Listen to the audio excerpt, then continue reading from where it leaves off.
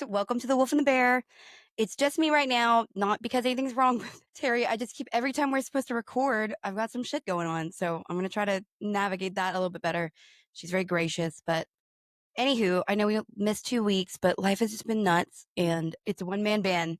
So I'm doing the editing and I'm keeping up as best I can. But anywho, so I had a very interesting sort of challenge that I wanted to kind of bring up in conversation because I think that this is the reality of change because it's always a very fun and exciting and innovative thing to decide I'm going to be a different person.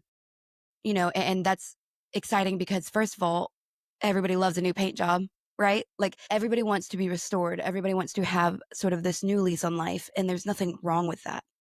Innovation and creativity are necessities of our soul.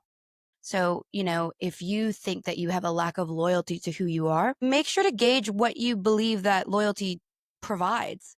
If you are not particularly proud of the last 5 years that you've been doing stuff, it's okay to say, oh, I messed up. Like that just was crazy and I didn't know what I was doing and I got lost in the sauce. That's part of it. But change is also very oftentimes unspokenly synonymous with loss and with sacrifice because we're only one energy, we're only one soul. And we do our best to stay in tune with the tune we think is correct anyway. And the moment that we have to recognize that the pattern or the song that we're playing is maybe not our favorite tune anymore, that means you have to let go of this tune that you just spent so long learning, so long perfecting, so long finding pride in, or maybe finding shame in. But no matter what, it's integral and it is a loss to lose, even when we acknowledge that the place we're going is better. But, it's kind of like, this is maybe a me thing, but, if I have something that is worn out, like a car, my favorite pair of shoes, something, with a lot of honor, I perceive it as like, dang, we just went through a lot. I'm so glad that happened. And maybe that's weird, but I think that I have that attachment because that was with me, and nothing is with me like that. You know what I mean? Like, I mean, my cats definitely. But, when you think about what other things have walked through your journey with you, it's not a lot of things. So there is a lot of abject pain and terror and confusion when we have to say this begrudging goodbye to who we thought we were. And the thing that goes with that all the time anyway is also our stability. There are patterns that are deeply grooved into your 24-hour day.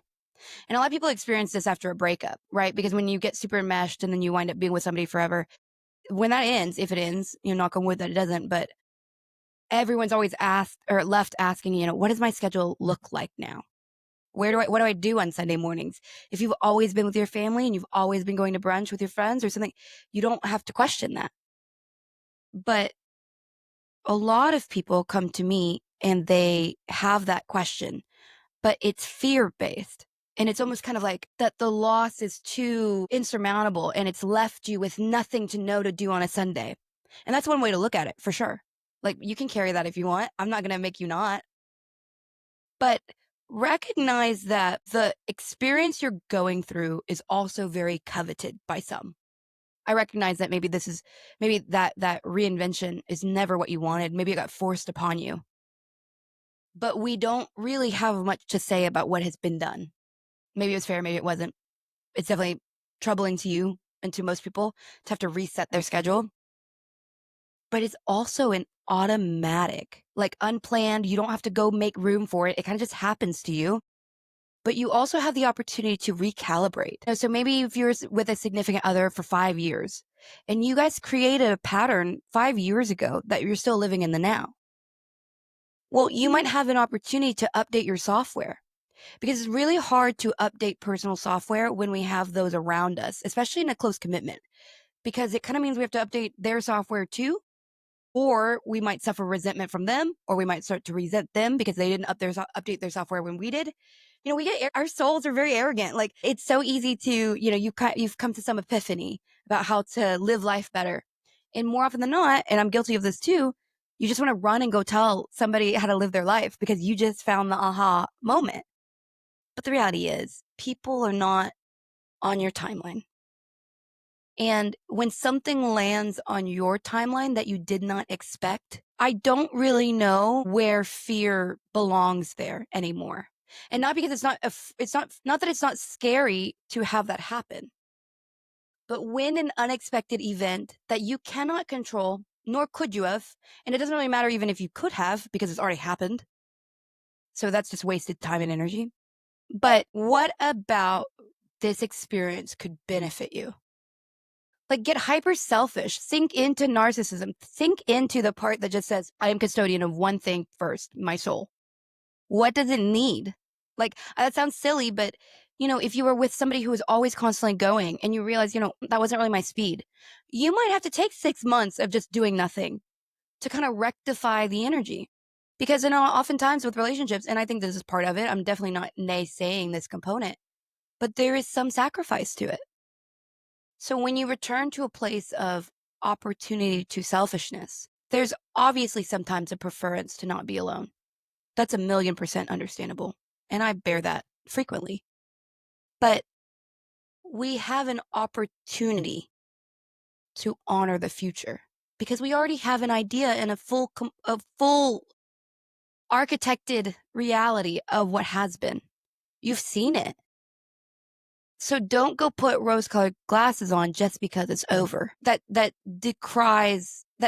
disallows you from really looking quite straightforward into the future. And no one's going to make you do that. No one's going to make you pay homage to the future. There's not really a lot of upliftment or support lately in sort of the zeitgeist of dreams and experiences. More often than not, I see bubble poppers or balloon poppers, right? Where, somebody can be very excited and very enthralled with this idea. And maybe it's a manic idea. Maybe it's a pipe dream. Maybe it's super delusional. But when you see somebody's energy expanding in excitement, when we live in a culture where all that is like exploited and expressed and voluntold to us is to shrink who we are, when somebody speaks about what they're excited about, their energy grows. And I perceive somebody who takes that and takes their knees when they least expect it in that moment as sort of like the worst kind of villain, because nobody would expect it. That's why you're at the table, right? So, you take the knees out from somebody that you're sitting at their table and they're sitting at yours. For what? And I think that's one of the things that we have to realize about ourselves is how fearful we are of the future, which is super understandable, and how easy it is to feel better in the here and now when we put someone else down. And you have to watch out for people like that. There's a harvesting system about that that's really unhealthy, but it's also understandable. Just like you feel way better going to McDonald's and eating fast food than like dirtying up your whole kitchen and cooking. But the effect on your body is certainly noteworthy over time. And I think that's the major thing that we overlook is how do we make sure that we feed ourselves well, even when our most traditional meal is out of order now? What do we do to make ourselves happy when something has changed in our systematic way of being? Because that's oftentimes exactly what happens when you decide that you want to change. You decide you want to be a good person. You decide you want to start experiencing unconditional love, which requires you to give it. It's like we know sometimes that we're ill, but we don't know or we can't have faith in the future because maybe that's just too risky. But I challenge this thought. Nobody can play as big a hand on your future than you. Nobody. Like your partner, your mother, your father, nobody can enact such a strong will as you. And so for all of us who are so scared to take action, so petrified that we'll make the wrong one, just recognize that already you're now grouping yourself into the majority, which is people that are not making moves. And fortune blesses the bold. Like, get your hands dirty in mistakes. Make those mistakes because you can't die without doing them. Like, you're going to die regardless. So either you try and fail 100 times at love, you try and fail 100 times at connection, you try 100 times and fail at being a good cat mom or a dad mom, or any version of things that are not great for you, not intuitive for you to be strong with, and try anyway, because you're going to die anyway. Like, I don't know what we're preserving. What is it that we're so scared of that we're preserving by not engaging, by not participating in life? It's like when people say, well, how do I build trust? How do I love with trust? Whatever. And it's like, you don't. There's no guarantee on anything. You'll raise children. There's no guarantee they'll talk to you when they're grown. Hope they do. You could lose a child. I hope you don't. You could marry the first person you fall in love with and have 8 kids and 16 grandkids and be happy. Or you could get cheated on. Where is there a guarantee ever? Where has there ever been a guarantee? I can't think and look back on any guarantees that were so solid that, it's not as prevalent as we hope. So we stay on our couch or we stay a workaholic style and we never force ourselves to build out a life. And that's the most painful thing I've realized about myself and others that I realize are peers. If I overwork, I don't have to decide how I want my life to be. It's just work. I don't have to have preferences. I don't have to build relationships. I don't have to fill the dead silence with anything because I'm working and I'm making money and I like money. So it's such a easy out. It's such an easy scapegoat. But I encourage you to maybe take some time and build that garden, build that, that worthless thing to everyone else but you, because at some point you're going in the ground. You can work and make a ton of money. That's valuable and great too. You can build generational wealth. And there's a lot of martyrdom in that. I'm not saying it's dishonorable, but that's one way to do it because it certainly takes care of a lot of people. And that's a different version of caretaking. I don't judge that over much, but recognize next lifetime, maybe that option will be taken from you. Maybe that will be the life that you're the starving artist because you overdid the balance scales in this lifetime. You overworked. So now, maybe next lifetime, you'll never hold a job. You'll have to decide what matters to you, to your soul. We don't get it out. There's no skipping grades. We don't get to push aside anything. And we're our own judge. So there's no one else doing that for us. There's no one else that looks at our life and says, ooh, you overdid the workaholic. Let's make sure that you are homeless for X amount of time in your next life. You do that. The angels don't do that. The guides don't do that. Our soul, as it is born to us, it is our right to bear it. That is what courts itself. That is what plans for itself, the challenges and the love and joy of opportunity in the next lifetime. You, which also means that's true for this lifetime.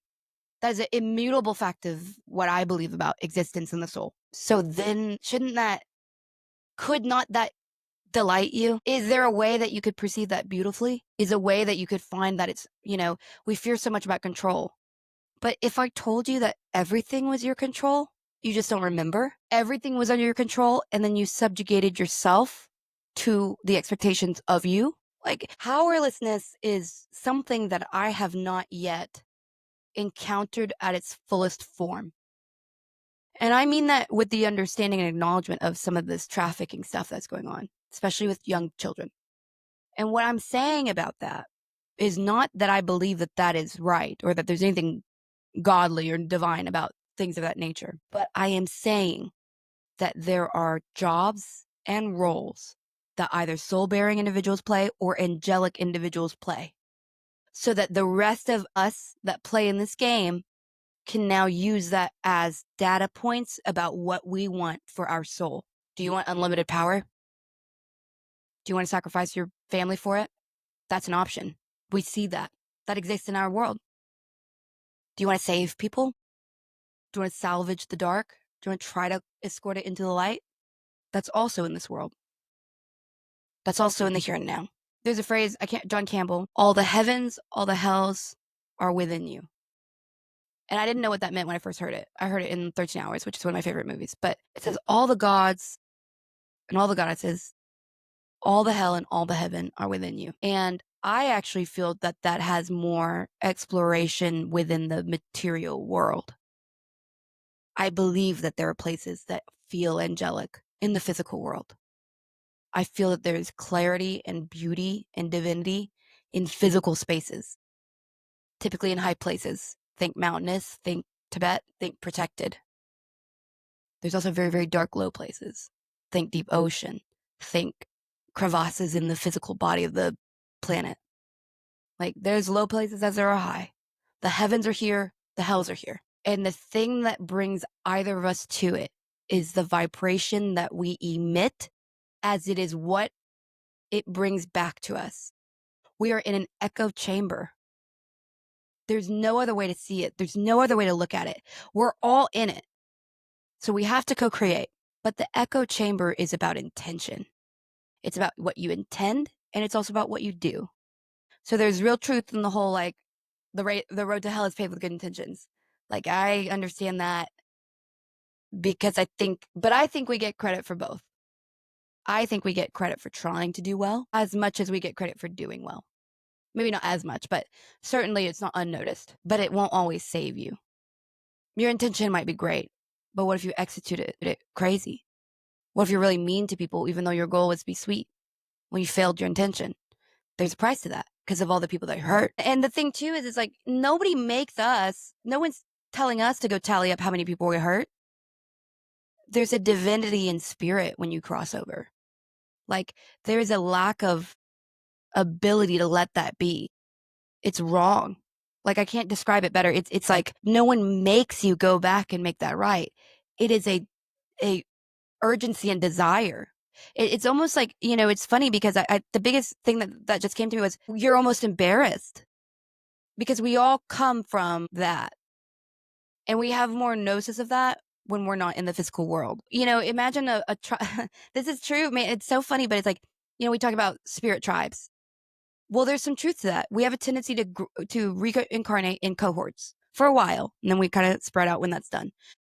But there is a little bit of an acknowledgement when you mess up, just like you'd razz your friends, just like you would kind of be like, that didn't go great, huh? You were so arrogant going in. Like there is that vibe of it. And there's a solemn aspect of it too, because we are our own disappointment as much as we are our own pride. And, think about going into a matrix system, right? Everyone's so worried about that. Imagine going to a place that your blood and your sweat and your tears will be the price of your lessons. Joy will be the reward, which is great, but the price is pretty hefty. And yet we know that, and we do it all again all the time. I think that's beautiful. And the energies that stay on the other side, they get really restless and bored. Sometimes guides do that. Sometimes guides, especially those that are a little bit more arrogant, they don't like guide work. You just get ignored the whole time. Some of them come back. It's not always the most fun lifetime for them, but it is sort of like they weren't ready to let go of the richness that this life comes with. And there is a richness. All the time I hear, I miss making music. There's music that everything is actually music in the other side. But to make it just because you feel like every soul has its own song, but you can't sing a different one there. It's more about the truth. It's about who you are. Like you can't modulate that. Here, you can riff on a guitar and say the craziest stuff and then put it down and then create something else completely different and put it down. Our creative freedom here is what is so coveted, because there's not, like, on the other side, it's not even in alignment to create a different song than what you already are. And here we get to do what we want when we want it. That's our highest burden and our highest blessing. Oftentimes I hear, I miss cooking, or I miss how food tastes. It's like there is a jealousy to what we experience from the dark side too. But yet we seem so done with it. How often do I see online, I don't want to come back here. This is my last incarnation. All the things. And it's like, that's kind of like talking shit to your car when your car is the thing that gets you everywhere you need to go. And it's also what gets you to your job. And it also protects you and your kids. Like, that's an interesting thing to be upset with, considering how much benefit it brings you. These lifetimes, I don't know where this prison planet thing came from, because no one makes you come back. Boredom, insecurity, the desire to evolve your soul, the reality that that's really what we're all trying to do. And like it doesn't, no one forces you to. And some linger for a while, but no one ever stays. Or they transcend into a different environment. They turn into a different job. That's a whole different story. But in spirit, there's other ways that you can serve. But more often than not, guide work is a good one, or you have to serve yourself first. You have to kind of get to that point of graduation. And we speak about Jesus, Gandhi, Buddha, the ascended masters, and we mark them in memory because they ascended in one lifetime. If you don't know what I'm talking about, think rainbow bodies. If you don't know what that is, Google it. But that's why it's very unique. Most of us, the general public, not the Jesuses, not the evolved crazy of the Matrix, understanding the rules to it when they begin, it's like they are our path. We're supposed to see that it's possible. But more often than not, we just have so many life experiences that eventually there's nothing left to learn. Most of us don't get out of this from ascended mastery. We just master it. And that's really awesome. And then as we master it and graduate, we will be very invested, deeply invested in those of us left behind, quote unquote, those of us still incarnating, because it's almost a bittersweet graduation is what I just heard. It is, and you gain back some of your titillation by being a guide because you're so knee deep in the drama while still being kind of pulled out of it, kind of distant from it. So that's why a lot of people like being guides. But my whole point to this is more to the sake of participate. Throw a dart at a map. If you're so lost and so paralytically inclined that you've chosen to not engage, pick something and throw a dart at it and commit yourself to moving towards it. Because the moment you start moving, the moment guides and spirit can begin working. So say you put up a map and you hit a dart and you hit Argentina, but you're supposed to go to Great Britain.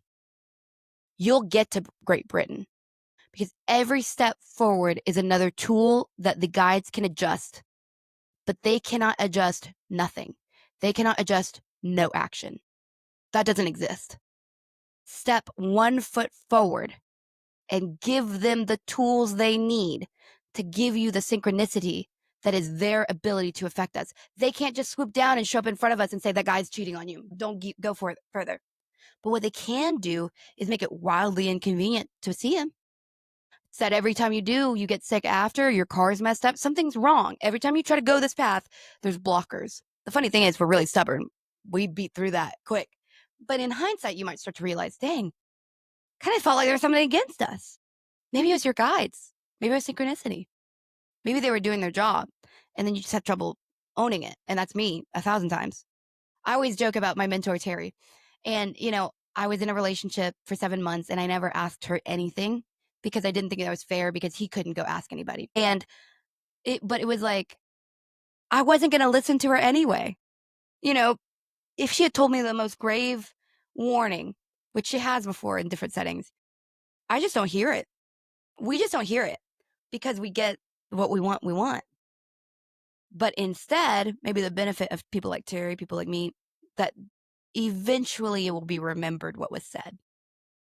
And that's beautiful too, because that's the silent guide. It's the guide that doesn't need the benefit of being heard in the here and now. It's, did I say the right thing that when they need it the most, it pops back up in their brain? That's the best I can do. And I lay my head down and sleep like a baby, knowing that I'm simply trying to allow people to feel emboldened with who they are, whatever that means. I'm not here to tell you who you are. I'm not to tell you what you should be. I only am here to support you in being uninhibited in a path charging forward towards something that maybe you think you want. Like, there doesn't even have to be a guaranteed certainty that it's what you want. Because if you squander 2 weeks of non-action, or you spend an extra 2 weeks realizing you did something incorrect and you want to adjust it, you have way more work on spirit when you go and be active. Like I said, the limitations of spirit sit upon you. If you don't move, the only way they can probably get you off your couch is to burn your house down. Are you wanting that? Like, what are we doing here? Don't sit in lack of action, because that time that you tick away to that, it just shows up back on your card next year, next time. You don't ever escape anything. Imagine on a grander scale where you look at a report card and you're like, dang, I go in cycles of 7 lives to where I kill 3 and a productive 4. Our energy is weird. Like we do stuff like that, and it's all free will. No one's gonna hold a foot or a fire to me, to my feet, the same way I will. And I've welcomed that, but it took me a while to. But I welcome that that is something that is true. Because if somebody else could have significant power over my life, I'd be a slave. But I have a significant amount of power on my life. Sometimes I'm just scared to use it. And that sentence out loud sounds crazy. Why would we be afraid of power? Why would we not want to demand ownership of that power of ourselves? I think we do want it. I think that sometimes we mess up and we learn to not trust ourselves. And then we sell away the rest of our life because we caused a pattern that says we can't trust ourselves. No, you start building the trust again. And you start small. And maybe you say, I'm just going to smile at every person I see today, because that will make me feel like I was better than the day before. That's what you promised yourself, is the commitment to find who you want to be, even if you don't know. Or if you want to find who you want to be just simply because you don't like it right now. There's no gusto about this announcement. This announcement. There's no big thing except that your soul is like kind of over what you've been up to. I remember when that was true for me. And it seems kind of counterintuitive to shake up the snow globe that is our life, because it's going to take a minute for it to settle. But something about my energy can't stand to live until I die exactly the same as I am right now. So I have a tendency to shake up the snow globe. A lot of times when I'm depressed, a lot of times when I'm reckless, when I feel stuck, because I don't need to know how it falls.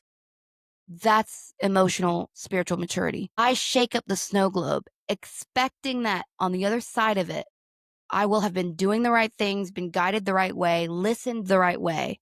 That however those flakes fall and settle is in my best interest. But I have to have the courage to shake the snow globe with zero guarantees that it's going to land in any way I argumentably understand as good. Because if you live your life like that, you'll never step one foot in front. That's just a fact. You will always be responding. All of your action will be through a response of something. You go and you save the day because so-and-so got upset. But you never take action unless somebody else requires it. That is also a version of slavery to the needs and desires and agendas of others. If you make no waves, you're always and forever riding someone else's. And I personally, my pride, which is overshot, I'm sure, my dignity, my sense of self, I can't do that. If I crash out and I drown, I need to know it was because I took the challenge and I chose to ride that wave. Because if I ride that wave unknowingly with no choice and I get murked for it, I'm going to be so upset. So I demand control. Sometimes that means losing what you had before. But at least it means you have more fingerprints on the future as it unfolds. And to me, that's paramount. And that's why I'm here. And that's beautiful. And I hope this helps.